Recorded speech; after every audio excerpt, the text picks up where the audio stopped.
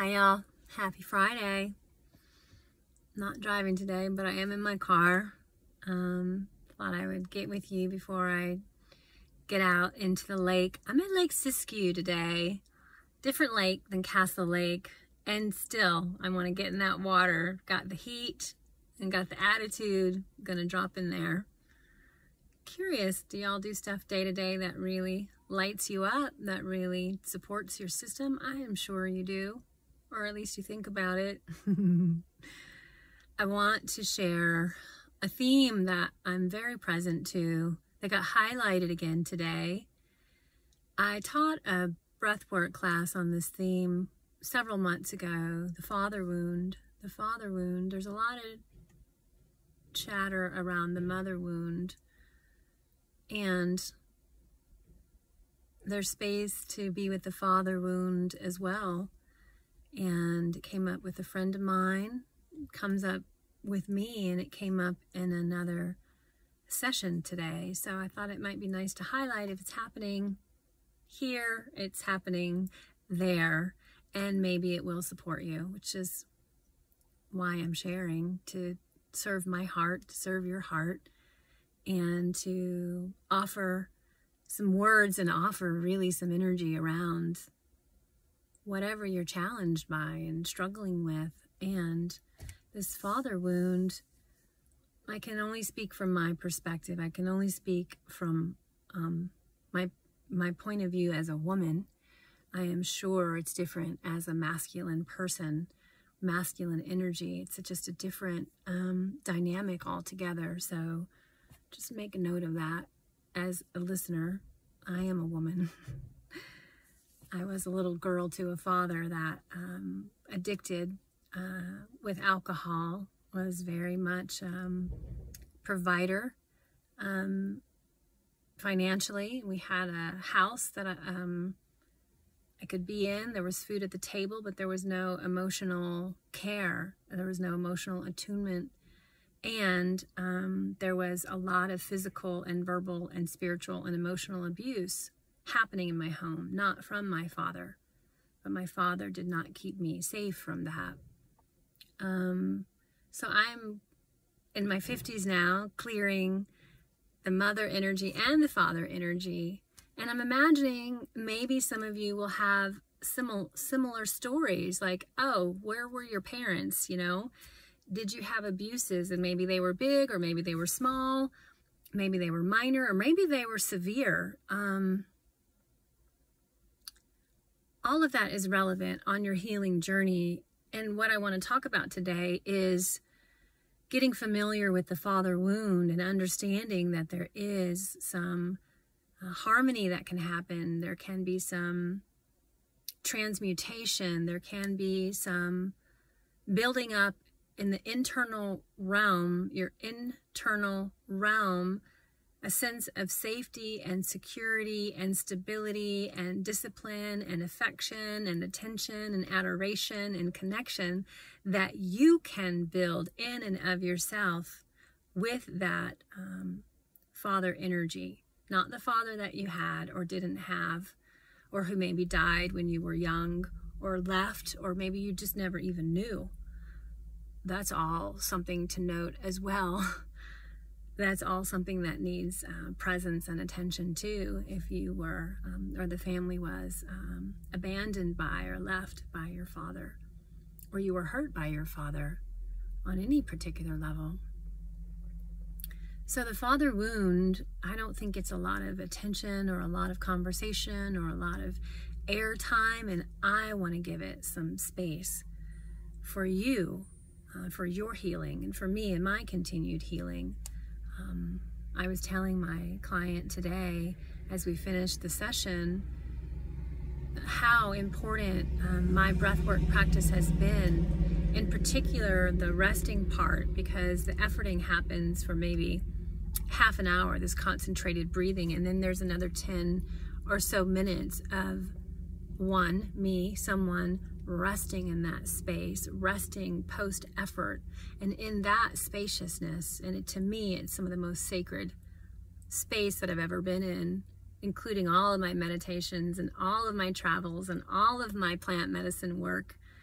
The spaciousness and the space that opens up for me post efforting with my conscious breath is the most true and rich and profound and revelatory. And it was in that space that I got connected with both my inner mother last summer or summer and a half ago. And then shortly thereafter, maybe 6 or 7 sessions after, my inner father came online. So in my own intimate experience, post my own breath work and the inquiry and the intentionality, my inner mother came online. And shortly thereafter, my inner father came online. And they haven't left. They haven't left. They're not going anywhere. I opened up to them, and the energetic that they are revealed themselves to me. And it's a very different energy from both of them. It's my father energy that keeps me feeling safe and secure and taken care of and supported. Did I say protected? Guarded, guided. It's my father energy that comes on and wants to give me loving discipline. Then I'm just like, no. And he's just like, yes, child. You know this is going to benefit you in the long run. I didn't know until I knew that this dynamic was possible and that I could walk around with it, that I could lean into it, that I can cry into it. My inner mother's different. She holds me and she caresses me, and I curl up in a ball and I cry with her and sob with her, and she strokes my hair. All this is in my own imagination, in my own energetic field as I'm processing what might be triggering me in my day-to-day reality. This is how I do it. Bring myself in, bring myself to that safe space. I'm with my inner mother, and my inner father's like checking the perimeter. Honey, you are safe to feel. You are safe to heal. You are safe to be as you are. This is the messaging that I get from my inner father. So while I take care of the relationship that I have with my father and my mother, who are both still living, and they're both working relationships. Neither is ideal, but what is? What is ideal? I don't have expectations from my parents. I have lots of forgiveness, lots of compassion, lots of releasing, self-forgiveness for everything that happened.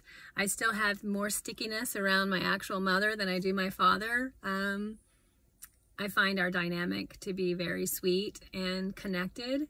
And yet, separate from my real-time people, the inner father is here, alive and well. And I can tune into him anytime I want.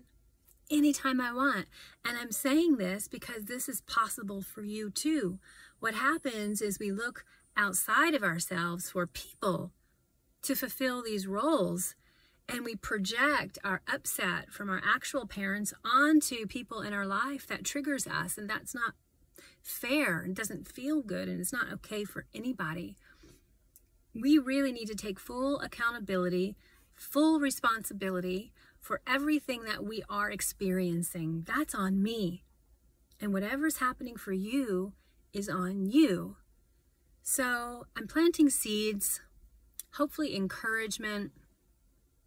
It's all workable if you're willing to do the work, to slow down, to tune in, to understand that you can harmonize and release and get the balance and get the care and affection that you need, want, and deserve separate from anybody else in your reality. Let them off the hook. If you do get that from people in your real world, fantastic. Hallelujah. Don't take it for granted. Lean into it. Let that be juicy. Let that be reciprocal. Good, good, good. And that's just icing on the cake. It's really up to us individually to be integrated beings. Nobody really likes to hear that. The freedom that's there is beyond. And you're worth that freedom. You're worth the journey. You're worth the time, the effort, and the energy. If you don't know what I mean by that, reach out. I'm happy to have a conversation, explain it more, and help guide you through so that you can understand what's available and alive and ready for you inside of your own intimate experience, where you can be free and the people in your reality can be free. So bless you, bless the fathers, bless those father wounds. May they be filled with compassion and grace and tenderness and possibility. May you come to realize, maybe just in this message, maybe just in this offering, that there is a quality of a devoted, safe, sacred, honorable, respectful Father in you, for now and for always. And He's not going anywhere. Have a beautiful day, a beautiful weekend. I'll be with y'all again soon. Mwah. Take good care of yourselves and each other.